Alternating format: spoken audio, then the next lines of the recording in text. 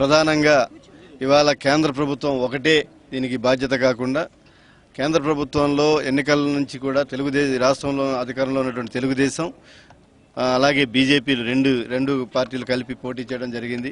ఎన్నికల్లోకి వెళ్ళడం జరిగింది. మళ్ళీ సప్లిమెంటరీ ఉందని చెప్పేసి అంటున్నారు. గతంలో ఎప్పుడు కూడా ఇలాగా ఒకసారి ప్రధాన బడ్జెట్, సప్లిమెంటరీ బడ్జెట్ లేకపోతే రెండు విడతలుగా ప్రకటనలు చేయడం అనేటటువంటిది ఈ పార్లమెంటరీ వ్యవస్థలో ఎప్పుడు కూడా జరగలేదు. ఇది కొత్త విధానం తీసుకొచ్చారు. ఈ రకంగా ఎన్నికల్లో ఇచ్చిన వాగ్దానాలు కానీ మేనిఫెస్టోలో పెట్టినటువంటి అంశాలు కానీ మరి ప్రజలకి మోసం చేయడం అనేటటువంటిది ఇది నాంది పలికారు కేంద్ర ప్రభుత్వం, ఎన్డీఏ ప్రభుత్వం. దీనికి పూర్తిగా తెలుగుదేశం బీజేపీ ప్రభుత్వాలు బాధ్యత వహించాలి. 2016కి ఆయన పెట్టినటువంటి బడ్జెట్ చాలా డొల్లతనం కనిపిస్తుంది. ఇది పూర్తిగా అది బడ్జెట్ అని చెప్పేదానికన్నా విజన్ డాక్యుమెంట్ అని చెప్పచ్చు.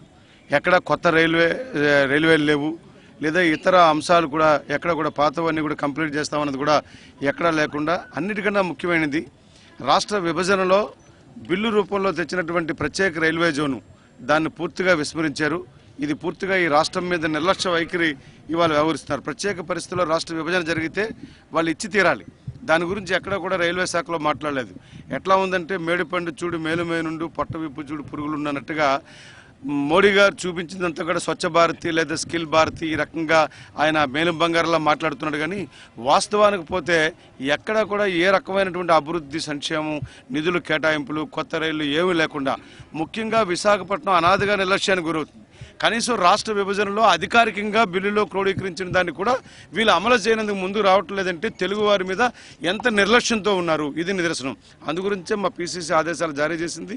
మేము ఇక్కడ ఇవాళ ధర్నా కార్యక్రమం మొదలుపెట్టాం. నగర కాంగ్రెస్, జిల్లా కాంగ్రెస్ ఆధ్వర్యంలో. భవిష్యత్తులో కూడా ఇది ఇవ్వకపోతే ఇంకా